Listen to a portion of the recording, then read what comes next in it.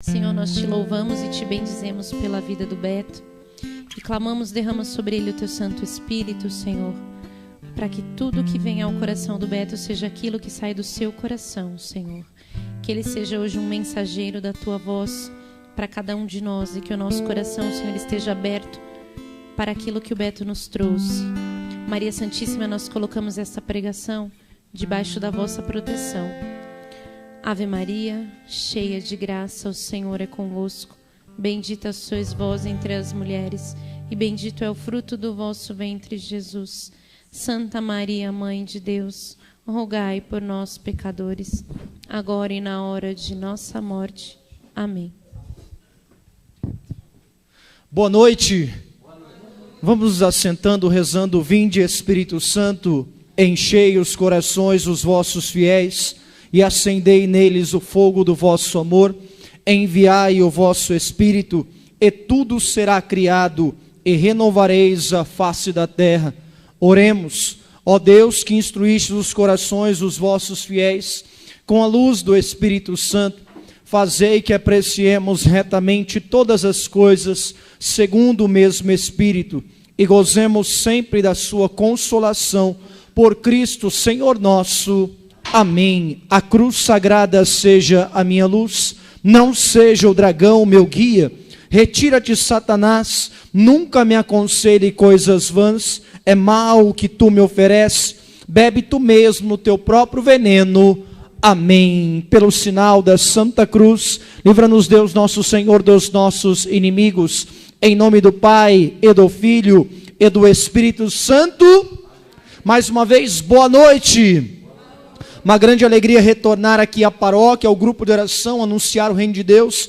Nós estamos num ano bendito, num ano de muita graça, muita bênção, um ano de 2017. Ele quer trazer para nós várias realidades, principalmente no âmbito mariano.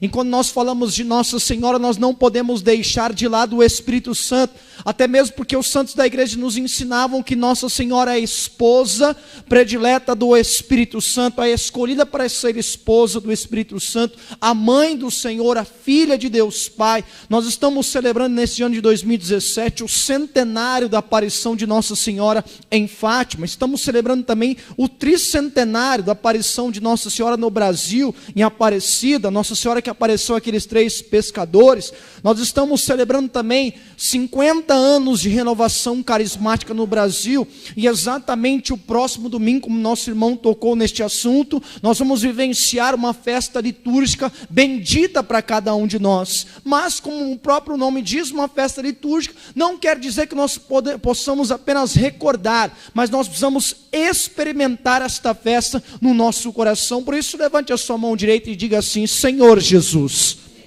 mais do que estar dentro desta festa, eu quero, em nome de Jesus, receber um novo Pentecostes, um grande avivamento na fé, para ser levantado como um apóstolo dos últimos tempos, para anunciar poderosamente o nome de Jesus. Amém? Aquilo que os primeiros cristãos viveram no primeiro Pentecostes, queridos, o Pentecostes que para nós cristãos significa o derramamento do Espírito Santo, e talvez fique a pergunta: o que significa a palavra Pentecostes? A palavra Pentecostes é um vocábulo grego que significa 50º, ou seja, 50 dias após a festa da Páscoa. Exatamente ali no Antigo Testamento, o povo judeu celebra até os dias de hoje a festa da Páscoa. Exatamente o momento da passagem daqueles filhos de Deus que estavam na escravidão ali do Egito, do faraó, e passaram para a libertação, para a liberdade. Páscoa significa passagem. E 50 dias exatamente depois desta festa da Páscoa, onde o Senhor fez com que o seu povo passasse para conquistar a terra prometida, eles começaram a celebrar o grande momento, a grande epifania, ou seja, a manifestação divina de Deus, quando ele vai até o Monte Sinai e dá ali ao homem chamado Moisés a Torá, ou seja, as leis de Deus, os preceitos divinos. Então Pentecostes para o judeu é uma festa onde ele vai celebrar o dar do momento onde Deus revelou a Torá ao povo de Deus. Ou seja, é uma festa muito importante para o judeu. Até hoje o povo judeu celebra esta festa, celebra a festa da Páscoa, que significa a passagem no povo da escravidão do Egito para a libertação ali no deserto, e também celebra Pentecostes. É uma festa bendita, uma festa maravilhosa para o povo judeu. E havia um grande personagem exclusivo desta festa de Pentecostes para o judeu. Era o personagem Moisés. O personagem Moisés, ele traz algumas características que vão ser muito importantes para o tema da nossa pregação nesta noite. Já que pela liturgia da igreja, nós já celebramos no último domingo a ascensão do Senhor, e o Senhor mesmo havia dado uma promessa, que Ele só derramaria o Paráclito, o defensor, o nosso intercessor, a partir do momento que Ele subisse até o Pai. Esta promessa já foi realizada, concretizada com a sua ascensão. Nosso Senhor subiu, mas Ele deu uma palavra de ordem para os primeiros discípulos, para que eles permanecessem no território de Jerusalém. E ali eles permaneceram não de qualquer forma, mas em oração. É exatamente esta preparação, em oração, que eu vim trazer como tema principal desta noite. A forma correta de nós estarmos aguardando o cumprimento da promessa. No Antigo Testamento e Novo Testamento, até mesmo pela boca de Jesus, o Espírito Santo é uma grande promessa do Pai. E como aqueles discípulos deveriam se preparar para tamanho derramamento? Com oração. A oração é muito importante. O catecismo da Igreja Católica chega a dizer que a oração é uma necessidade vital. Assim como nós precisamos do alimento para sobrevivermos, continuarmos ali robustos, fortes no nosso corpo, cheio de energias, assim também a nossa alma precisa se alimentar. E o grande alimento, necessidade para a nossa vida espiritual, se chama oração. Santo Afonso Maria de Ligório diz que em todos os momentos, a oração, que é um meio muito importante de Deus para a sua humanidade, ele sempre coloca a palavra oração acompanhada de promessas. Então este derramamento do Espírito nós vamos vivenciar no próximo domingo. Nós não podemos continuar da mesma forma, mas precisamos estar em oração. Amém? Olha para o teu irmão que está lá, diga assim: você precisa rezar, meu irmão. Mas não rezar só um dia, rezar de uma forma incessante, sem parar, perseverante, todos os dias, todos os momentos, rezar, de manhã, rezar, de tarde, rezar, de noite, rezar, de madrugada, oh glória, rezar também. Ou seja, qual é a nossa virtude maior para que nós possamos esperar o derramamento do Espírito Santo? A oração. Nós não podemos, desculpa quem estiver de braços cruzados, nós não podemos continuar de braços cruzados. Nós precisamos estar com os nossos joelhos fincados no chão, com as nossas mãos levantadas para o alto, clamando: vem Espírito Santo. Amém? Mas no primeiro Pentecoste, aquele Pentecostes para o judeu, esta festa que inaugura a manifestação divina, Deus que vem trazer a Torá ali no Monte Sinai, como eu disse, tem o personagem Moisés. Moisés tem algumas características fundamentais para que nós possamos exercitar este dom de oração. Diz a palavra que Moisés foi um homem escolhido por Deus, um homem que recebeu um chamamento do Senhor. Se nós estamos recordados no capítulo 3 de Êxodo, ali nos 5 primeiros livros da Bíblia, ou seja, o Pentateuco, nós vamos encontrar a história de Moisés. Este personagem Moisés, ele ficou muito famoso até mesmo entre os não cristãos, devido àquela novela, Os 10 Mandamentos, que passou na Rede Record. Algumas pessoas começaram a conhecer mais a história de Moisés, mas uma coisa é conhecer, outra é conhecer para amar, como diz Santo Agostinho, nós só amamos aquilo que nós conhecemos. Então nós precisamos também pegar aquilo que Moisés fazia, quando ele fez ali a grande celebração de Pentecostes do Antigo Testamento. Como disse Moisés, um homem escolhido por Deus, um homem chamado ali naquela sarça que ardia, que não se queimava, mas não se consumia. Moisés, que segundo as Sagradas Escrituras, era um homem de muita oração. Nos conta a palavra de Deus que a oração de Moisés, Êxodo 33, versículo 11, era uma oração de intimidade. E a oração, queridos, nada mais é do que uma grande intimidade. Até mesmo nós podemos dizer que a oração é um diálogo. E o que significa um diálogo, queridos? Um diálogo significa nós apenas falarmos? Sim ou não? Não.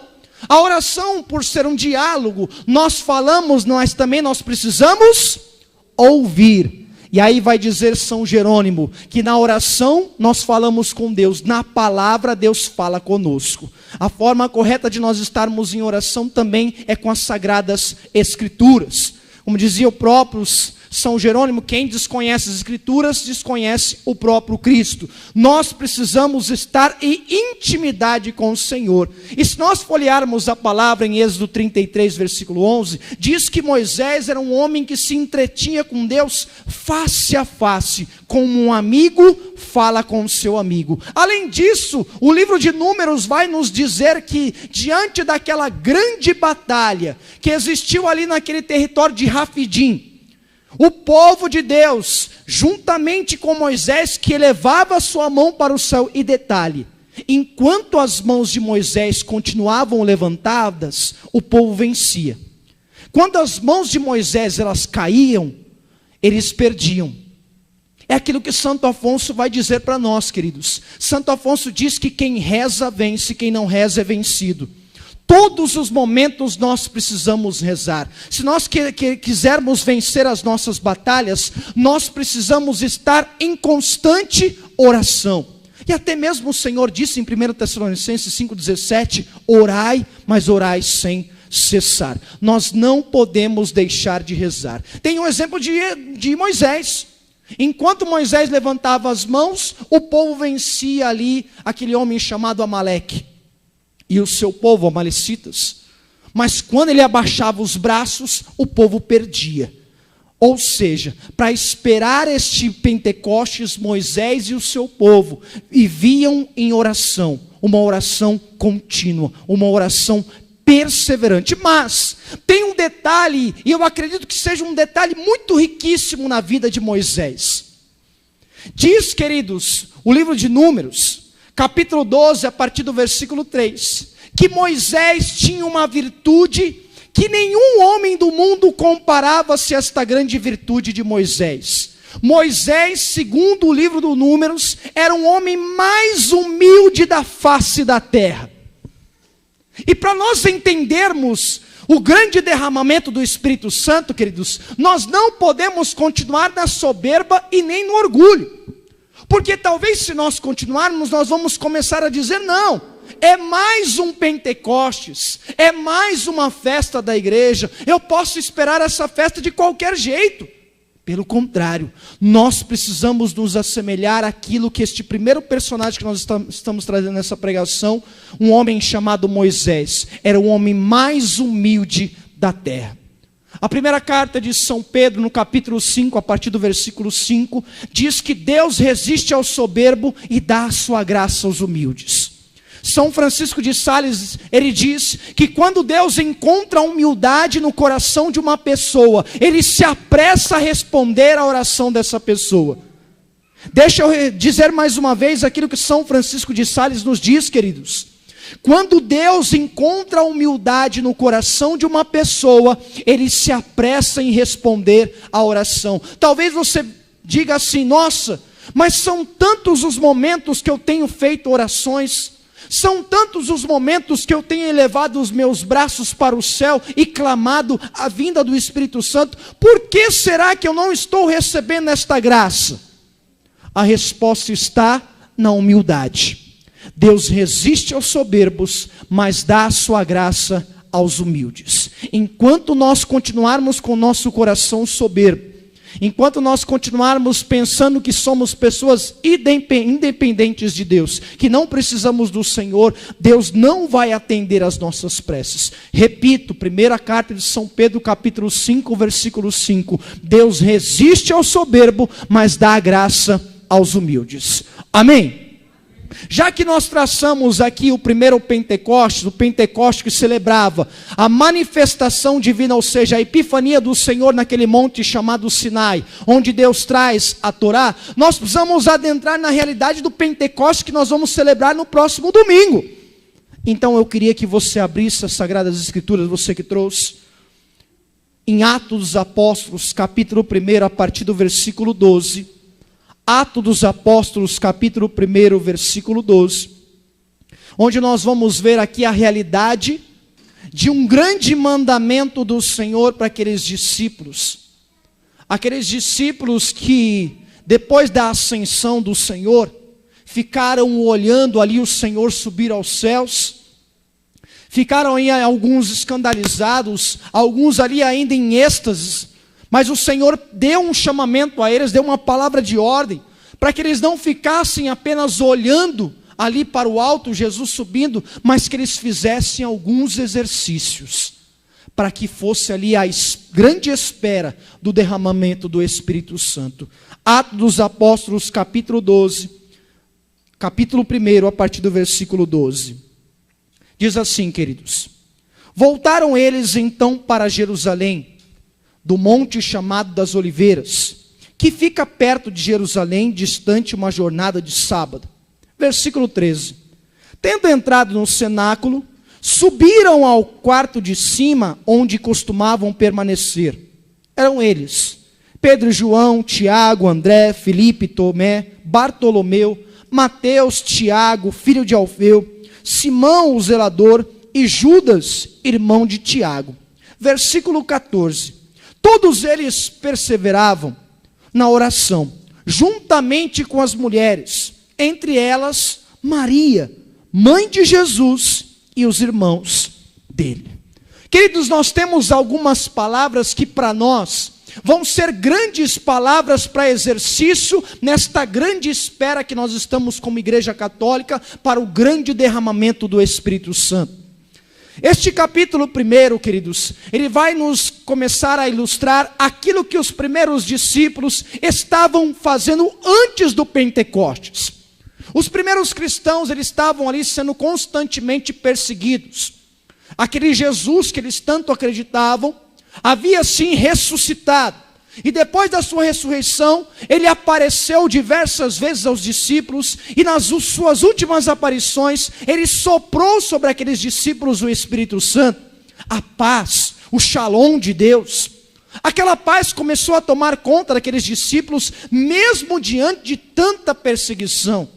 Mas nos conta a tradição da igreja, que diante de tantas perseguições, aqueles discípulos, ao ouvirem a voz de Jesus, que dizia para que eles fossem até aquela sala conhecida como sala do cenáculo, eles trancaram a porta daquela sala, e ficaram ali naquele lugar. Mas um detalhe muito importante, queridos, dentro daquela sala, eles não ficaram de bate-papo. Dentro daquela sala, eles não ficaram jogando figurinhas. Dentro daquela sala, eles não ficaram jogando conversa fiada ou até mesmo contando sobre a vida dos outros. Pelo contrário, a palavra de Deus é clara dizendo que enquanto aqueles discípulos permaneciam dentro daquela sala, o que eles faziam, queridos? Oravam. Esta é a atitude de cada um de nós diante das nossas perseguições. É lógico que como seres humanos, quando nós começamos a ouvir perseguições, calúnias, qual é a primeira atitude que nos leva a fazer como seres humanos? Dar o troco, sim ou não? Dar o troco. Ir à forra, como as pessoas dizem. Fazer e pagar na mesma moeda. Mas aqueles discípulos, até de uma forma diferente, dentro daquele cenáculo, apesar de todo o medo que eles estavam, eles tinham uma grande característica: eles nunca deixavam a oração. A oração era o grande remédio e o grande sustento para a vida daqueles primeiros discípulos. E eles sabiam que eles estavam prestes a vivenciar uma grande promessa do coração de Deus para a humanidade. E eles não poderiam esperar de qualquer jeito. É lógico, e a gente tem até um exemplo simples. Quem gosta de ir bastante em festa, levanta a mão. Quem gosta de ir para festa? Quando você vai para uma festa, você se veste mal ou você se veste bem? Quando você vai para uma festa, você vai feliz ou triste? Quando você vai para uma festa, você faz preparativos ou vai de qualquer jeito? Sempre você se prepara, porque uma festa é um momento de alegria. E aquilo que aqueles discípulos estavam prestes a vivenciar, queridos, era algo muito importante para o coração deles, e principalmente para o grande chamamento que eles tinham recebido. Então eles não poderiam ficar de qualquer jeito. A postura daqueles primeiros cristãos foi a oração. Eles não deixaram a oração. Eu posso até dizer em alto e bom som a você que participa deste grupo, a você que acompanha, nós podemos deixar tudo, mas meus irmãos, nunca deixe de rezar. Amém? Deixe até de fazer algumas coisas na sua vida, mas nunca deixe de rezar. Até mesmo se em algum momento alguma pessoa olhar para você e dizer assim: você não precisa rezar tanto, você vive na igreja, Deus ele já está cansado da tua oração. Tem bastante gente que diz isso, né? Tem bastante gente que chega para a gente e fala assim: não, você está virando beato, você está virando rato de igreja, para de rezar desse jeito, menino, para de frequentar tantas coisas de Deus, você está rezando muito. Para todas as palavras nós temos uma grande lição: nunca deixe de rezar, mesmo que tudo esteja difícil. E a característica de uma pessoa que reza de uma forma contínua, de uma forma perseverante, é a pessoa humilde. Porque a pessoa humilde reconhece que sem Deus ela não é nada. Característica que tinha ali o grande Moisés, que como diz o livro de Números, capítulo 12, versículo 3, era o homem mais humilde da face da terra. A humildade de Moisés fazia com que ele não se afastasse de Deus. Assim também cada um de nós, queridos. Se nós reconhecermos que Deus é o nosso tudo, como dizia São Francisco de Assis, meu Deus e meu tudo, nós não podemos deixar a oração. A oração é um encontro com Deus. A oração, como dizia São João Crisóstomo, é o encontro entre a sede de Deus e a nossa sede. É aquela vontade imensa de se encontrar com o Senhor. E onde nós vamos encontrar, queridos? Na oração. Então nós não podemos deixar de maneira nenhuma de rezar. Olha para o teu irmão que está do lado e diga assim: nunca deixe de rezar. Diga bem alto e bem forte para ele entender, para estrondar o ouvido dele, para ele tomar posse: nunca deixe de rezar, meu irmão. Deixe tudo, mas não deixe a oração. Amém, igreja? Nunca deixe de rezar. Era isso que faziam os primeiros cristãos. Eles estavam sendo perseguidos, eles estavam sofrendo ali calúnias, mas eles nunca deixaram a oração. E como nos diz o Atos dos Apóstolos, eles subiram para a sala de cima. Um quarto que tinha dentro daquele cenáculo. Este quarto, o mesmo quarto em que nosso Senhor falou lá no Evangelho das Bem-aventuranças, no Sermão da Montanha, capítulo 5 de São Mateus, ele diz: quando você for rezar, entra dentro do teu quarto. E os discípulos que já tinham ali ouvido essas palavras, fizeram exatamente aquilo que o Mestre Jesus disse. Quando eles estavam sendo perseguidos, e optaram não por ficar de braços cruzados, mas por rezar, eles executaram ali o grande ensinamento do Senhor. Eles foram para a sala, uma sala predileta, uma sala especial, e ali naquela sala, eles continuavam em oração. Queridos, mas não era uma oração que começava num dia e parava no outro. Porque sempre quando nós falamos de oração, queridos, nós precisamos entender que a oração, por ser uma coisa especial, ela não pode ser deixada de ser feita em nenhum momento. Em outras palavras, nós não podemos deixar a oração e não deixar em momento nenhum. Até na hora que você acorda, até a hora que você for dormir, você precisa manter uma vida de oração.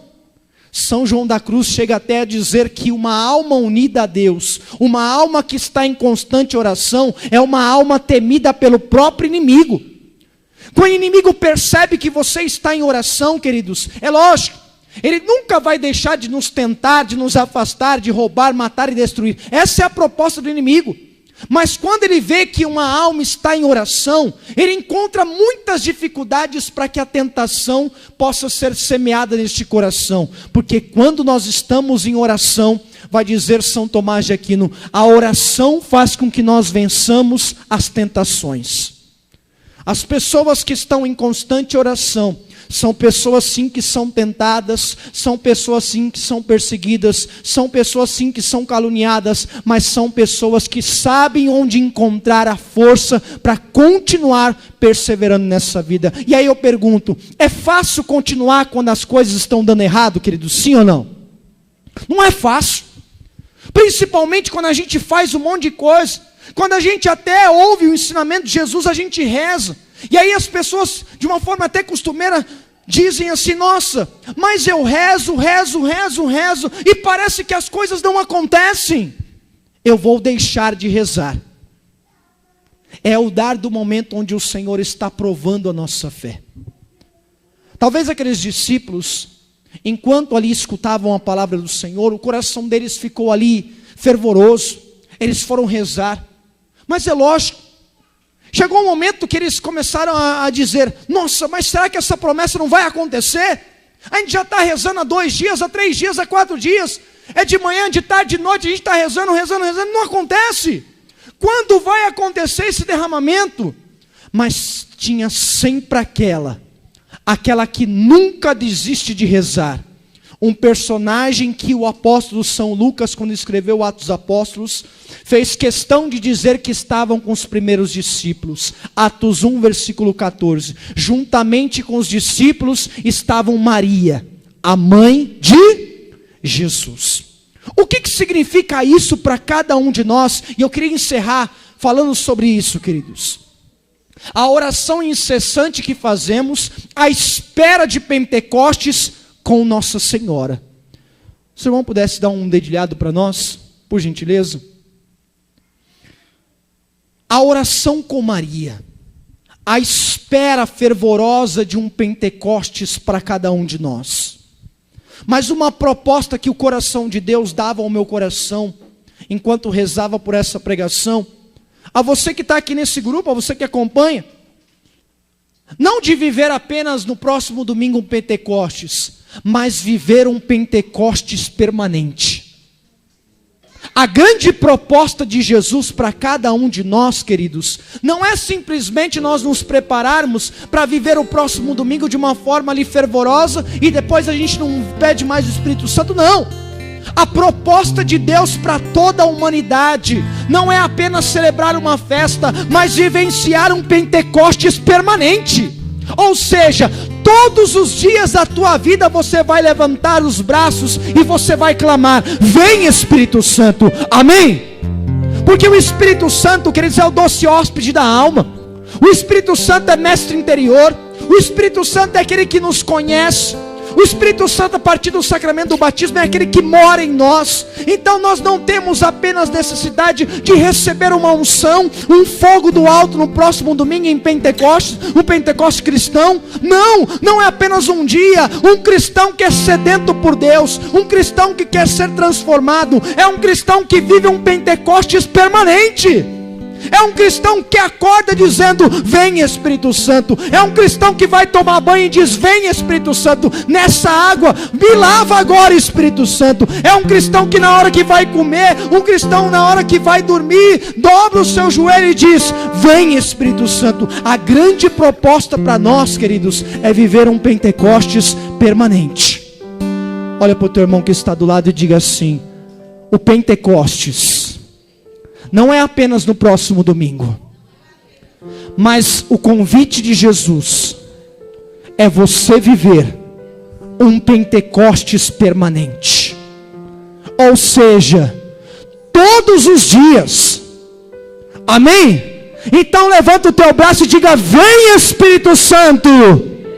Mais forte, com mais fervor, levanta o teu braço lá no alto e diga, vem Espírito Santo. De manhã você vai acordar, você vai levantar o braço e vai dizer o quê? De tarde você vai levantar o teu braço e você vai gritar o quê? De noite você vai levantar o braço e você vai clamar? Quando vier a tribulação, você vai levantar o braço e vai clamar? Quando vier a perseguição, você vai levantar o braço e vai clamar? Quando o teu irmão olhar para você meio torto, pisar o teu pé ali e falar coisas que você não gostou, você vai levantar o teu braço e vai dizer? Diga mais alto: vem Espírito Santo. Quem já está sentindo esse fogo aí, dá uma salva de palmas para Jesus.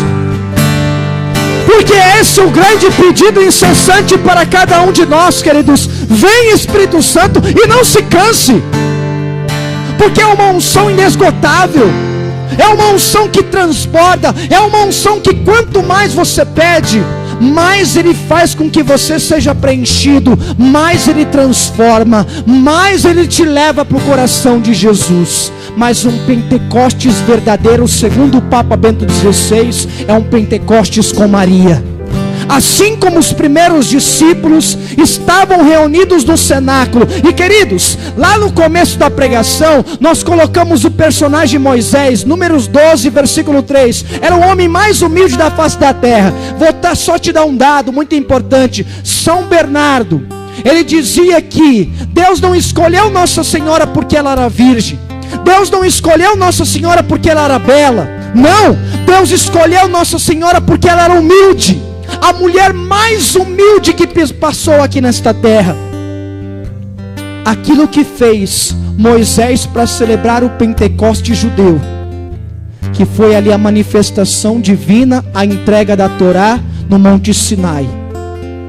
Nossa Senhora estava dentro do cenáculo, se preparando para o Pentecostes cristão, o derramamento do Espírito Santo. A humildade de Nossa Senhora fez com que o Espírito Santo se apressasse e viesse logo ao coração da Santa Igreja.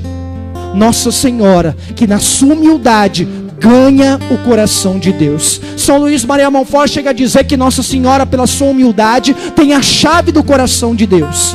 E por que pedir por meio de Nossa Senhora, queridos? Vou te dar mais um dado muito importante. Nossa Senhora, por meio de Santo Agostinho, é intitulado como onipotência suplicante. E aí você vai perguntar assim: mas o que significa onipotência suplicante? Vou responder para você. Onipotência significa todo-poderoso. É lógico que Nossa Senhora não é uma deusa, ela não tem o poder de criar as coisas, mas o poder de Nossa Senhora está na súplica. Amém? O poder de Nossa Senhora está quando ela suplica. E aí Santo Agostinho diz: Nossa Senhora é a onipotência suplicante, porque se você juntar a oração de todos os anjos, de todos os santos, não serão mais fortes que as orações de Nossa Senhora. E até se você não sabia, quero dizer a você, quando você pede oração a Santa Teresinha, quando você pede oração a quem gosta de Padre Pio, aí levanta a mão. Quando você pede oração para Padre Pio, quando você pede oração para Santo Expedito, quando você pede oração para São Judas Tadeu, para uma causa impossível, os santos da igreja recorrem a Nossa Senhora. Amém? Todos os nossos pedidos passam pela Virgem Maria. Porque Deus juntou todas as águas e chamou o mar. Deus juntou todas as graças e chamou Maria. Maria, segundo São Bernardino de Sena, é a medianeira de todas as graças. É por meio de Maria que nós pedimos. Talvez você já tenha até ouvido aquela frase: peça à mãe que o filho atende. E as súplicas de Nossa Senhora constantemente eram elevadas ao céu. E essa oração ganhava o coração de Deus. Agora você fica a imaginar. Imagina o Espírito Santo que tinha como esposa Nossa Senhora. Ele não aguentava mais de saudade. E quando ele viu que naquele cenáculo havia sua esposa, meu santo, aí que ele não demorou para vir. Ele veio com força. Veio na plenitude. Porque vai dizer, e encerro com esta frase de São Luís Maria Montfort, e aí nós começamos a rezar pedindo o Espírito Santo. Amém? Amém. São Luís Maria Montfort dizia que quando o nosso Senhor ele encontra em uma alma as virtudes de Nossa Senhora, o Espírito Santo é derramado e é derramado na sua plenitude. Ou seja, quer ser cheio do Espírito Santo, peça por meio de Nossa Senhora. Como dizia o Papa Bento XVI, não existe verdadeiro Pentecostes se não for pela intercessão de Nossa Senhora. No Pentecostes cristão, dos primeiros cristãos, a Virgem Maria estava lá. Como que nós vamos nos preparar para este Pentecostes no próximo domingo? Com Nossa Senhora. Mas não de qualquer jeito, por meio da oração. Amém? Amém. Vamos ficar de pé então, queridos. A você que nos acompanha, eu quero convidar você também a clamar com força, com poder, ao poder do Espírito Santo para transformar a tua vida em nome de Jesus. A você que faz parte desse grupo, feche os teus olhinhos e de uma forma ousada, eu trouxe para você os dados bíblicos deste homem chamado Moisés. E a Bíblia nos conta em Êxodo 17, versículo 11, que aquele homem, enquanto levantava os braços, o povo vencia. A atitude de cada um de nós nessa espera incessante, ansiosa pelo derramamento do Espírito Santo, até de uma forma ousada, não é com os braços abaixados, mas com os braços erguidos. Erga os teus braços o mais alto que você pode. O ministério vai nos ajudar neste momento, e nós vamos clamar com força, com poder, por meio do coração da Virgem Maria, um grande derramamento sobre nós. Vamos pedir, queridos, começa a soltar a tua voz nesse momento e a clamar: vem Espírito Santo, vem Espírito Santo, batiza a tua igreja, batiza o teu povo com poder, com unção, com autoridade. Derrama nesta noite, Espírito Santo, um novo Pentecostes. Nós queremos sair daqui sacudidos pelo teu poder, cheios do teu Espírito Santo. Sim, Senhor, porque nós vamos passar por momentos de tribulação, Jesus, e sem o teu Espírito nós não vamos conseguir. Então vem, vem, vem, vem, vem, vem, Espírito Santo, vem com poder, vem sobre nós, vem sobre a tua igreja. Nesta noite nós queremos beber desta graça. Clama, meu irmão, pede com poder, com autoridade, com unção. Solta a tua voz e diga: vem Espírito Santo, vem Espírito Santo, vem Espírito Santo, eu preciso de ti. Vem Espírito Santo. Vamos cantar e clamar com autoridade a descida do Espírito Santo sobre nós. Vem Espírito Santo. Levanta os seus braços, igreja, e clame.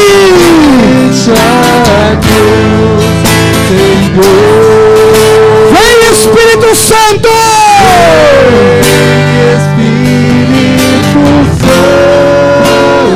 Receba, meu irmão.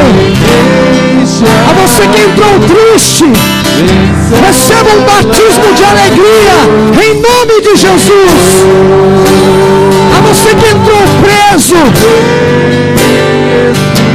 escravizado pelos vícios, de São Paulo aos Coríntios, onde está o Espírito está a liberdade. Receba agora, pela unção do Espírito, a libertação na tua vida em nome de Jesus. Com força. Oh, aleluia. Pela intercessão de Nossa Senhora, levanta o teu braço e clama: vem!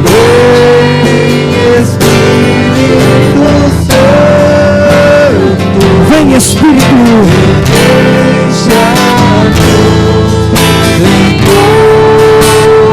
Vem Espírito.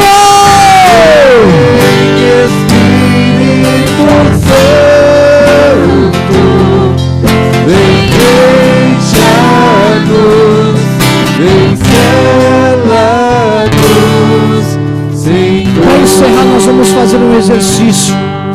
Coloca a mão no ombro do seu irmão que está aí ao seu lado. Você clamou sobre a tua vida, agora você vai clamar na vida do teu irmão agora. Este avivamento, esta unção do alto, para Deus transformar esse irmão. Talvez você não conheça muito bem aquilo que esse irmão está vivendo. E a você que nos acompanha, meu irmão, reze também agora pela sua família. Reze por aquela pessoa que talvez esteja te dando dor de cabeça, aquela pessoa que talvez esteja te perseguindo, aquela pessoa que está se afastando do caminho do Senhor. Peça o Espírito Santo agora na vida do teu irmão. Peça, transborda, Espírito Santo, esta graça, este poder em nós.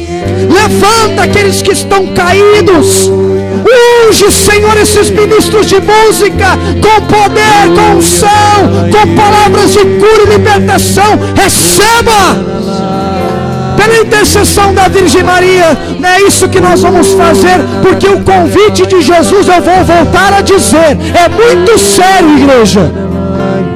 Deus não quer que nós apenas vivenciemos uma festa. Deus quer um Pentecostes permanente. Ou seja, todos os momentos, em todas as horas, em todos os minutos, a oração para cada um de nós é: vem Espírito Santo. E quando você acordar e você não souber aquilo que você deve fazer na sua vida, você vai rezar: Espírito Santo, o que nós vamos fazer hoje? E tenha certeza, não é uma oração mágica, mas Ele vai te conduzir, Ele vai te inflamar, Ele vai te mostrar os caminhos corretos, Ele vai te levar para a porta estreita. A porta estreita é o caminho que nos leva para o reino dos céus. Vem Espírito Santo. Encerramos cantando: vem Espírito Santo. Vem Espírito Santo. Pela vida do seu irmão, você reza e clama: vem enche-nos, Senhor, vem enche-nos. Vem Espírito Santo, vem enche-nos, vem sela-nos, Senhor. E dá uma salva de palmas para Jesus bem forte.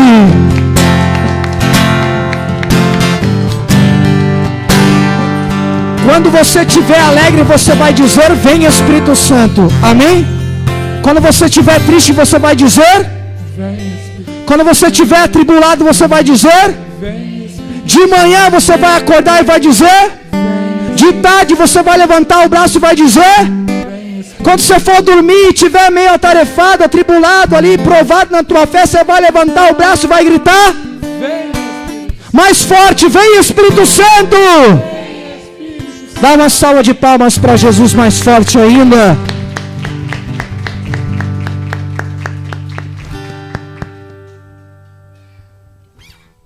Amém. Foi bom? Quero agradecer o Beto, que veio lá de Campo Limpo, atravessou a cidade para estar aqui conosco nesta noite falando do Espírito Santo. Então, quando você estiver também pedindo o Espírito Santo, lembra do Beto, coloca ele nas suas orações, porque a vida de pregador não é fácil, né, Beto? Não.